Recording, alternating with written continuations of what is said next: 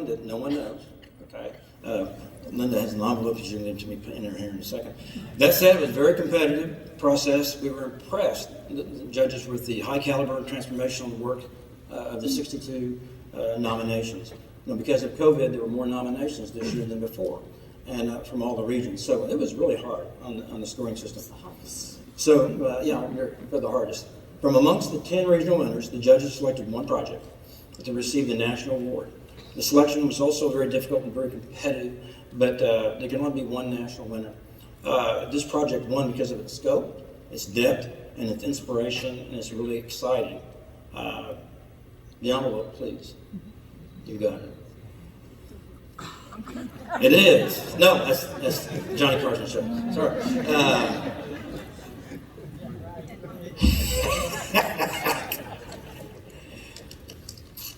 Oops, sorry, Linda. Toward the paper. The winner of the 2022 National Phoenix Award is the First American Museum.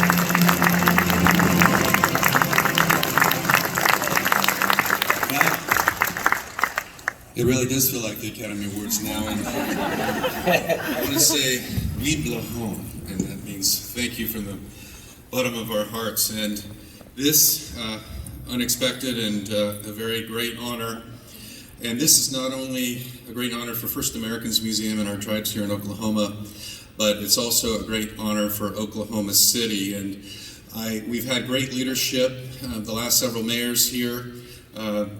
Mayor Cornett helped us get to almost to the finish line, and Mayor Holt took over after that. And I have to say that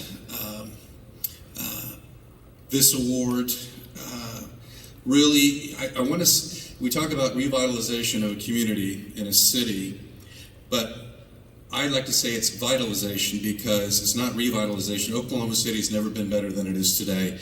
I don't think this conference would be here without this beautiful new convention center that opened last year, with the Omni Hotel that's next door to us, and all the other great things that are happening in Oklahoma City. And we're very honored to be a part of that at First Americans Museum. And we're continuing our progress out at our site, the Brownfields site there. We're building a 404-room conference hotel with the Chickasaw Nation, along with an indoor-outdoor water park. And I met with folks from the zoo today, and they're excited. They're talking about building an aquarium at our site too. So it's going to keep continuing and getting better and better all the time. And so, again, many thanks to you. And I'm going to ask Tony Black, who we've been joined at the hip for the last half decade, trying to finish this project. I have to tell a funny story, because I arrived on the project in 2017.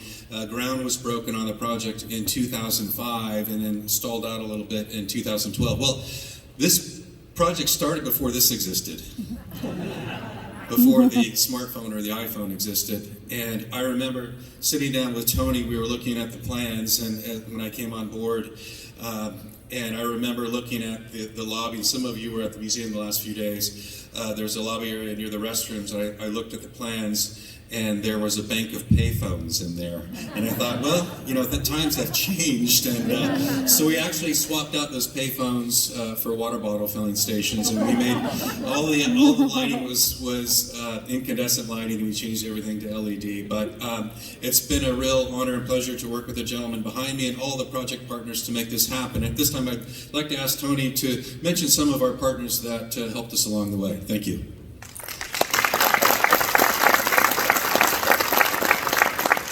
I'm going to follow up on the story that JPH said, because whenever I take people out to the museum, I like to give a little context, and that is that whenever I started on this project, and that was in 1997, it actually started in 1996, none of my 3 children were yet born, and now one of them has graduated from college and is married, the other will graduate this year, and the third one leaves to go to college tomorrow.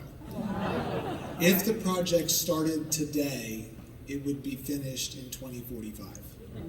So that's how long this project was. So Johnson Fain, Scott Johnson and Bill Fain were our partner architects. They were the design architects out of Los Angeles. David Hornbeek and I were the local co-prime architects.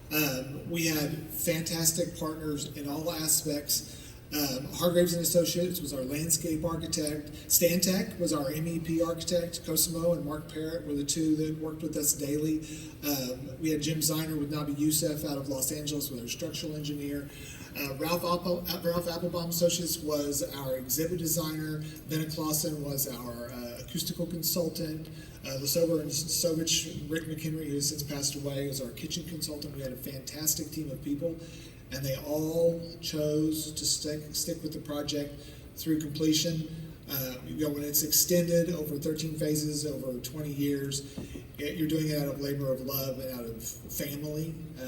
That's really what this project was about getting it finished, because it was family by the time that we were finished. So thank you very much.